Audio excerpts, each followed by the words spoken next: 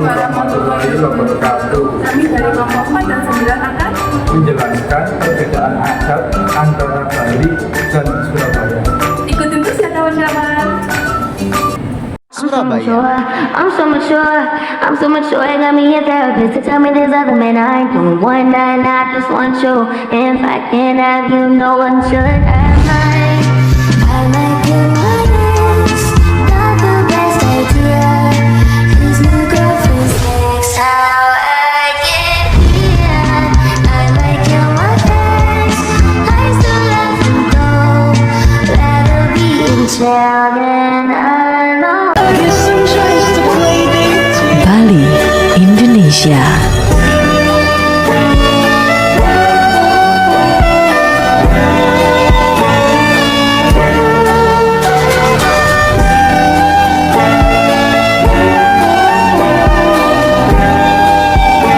Berikut adalah perbedaan adat Surabaya dan Bali. Saya di sini akan bertanya kepada teman saya dari Bali, yaitu bagaimana adat istiadat Bali mempengaruhi sehari-hari kehidupannya. Jadi sebenarnya untuk dibilang mempengaruhi, mungkin mempengaruhi ya, tapi nggak ada hal yang nggak terlalu ribet juga sih.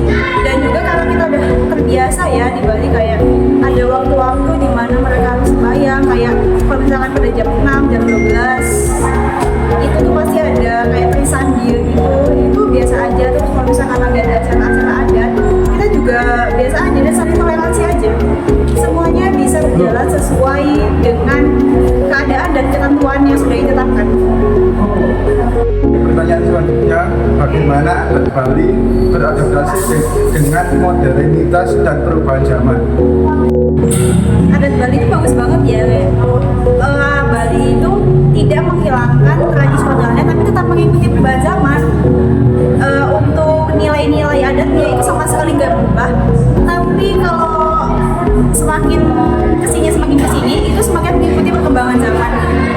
Misalkan dari pakaian adatnya itu ada sedikit perubahan, lebih modern, kayak dari kainnya atau apanya gitu. Tapi kalau misalkan untuk upacara-upacara formal itu tetap pakai pakaian adat yang sesuai pakemnya.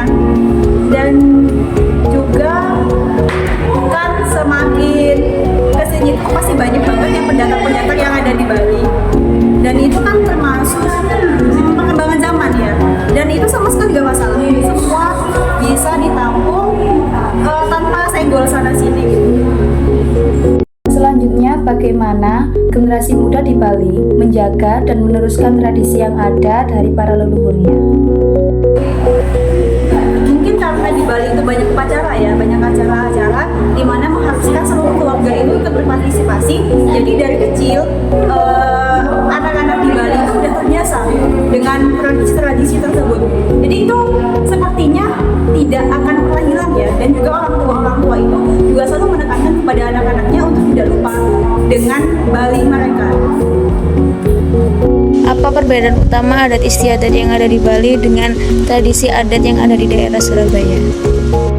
Sebagai perantau di Surabaya ya, jadi yang saya rasakan perbedaannya itu ada di acaranya kali ya, kegiatan-kegiatannya. Kalau misalkan di Bali itu ada banyak banget ya rangkaian-rangkaian kegiatan adat, tapi kalau di Surabaya mungkin nggak sebanyak itu. Begitu sih kalau yang paling menonjol.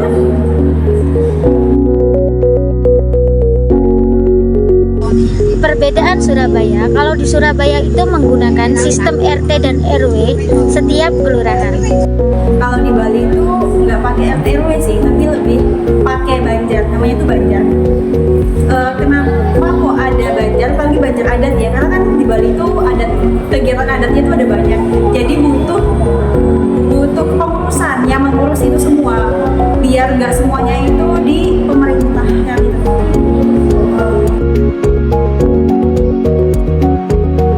Di Surabaya, banyak bangunan tinggi seperti apartemen, hotel, dan gedung lain-lainnya.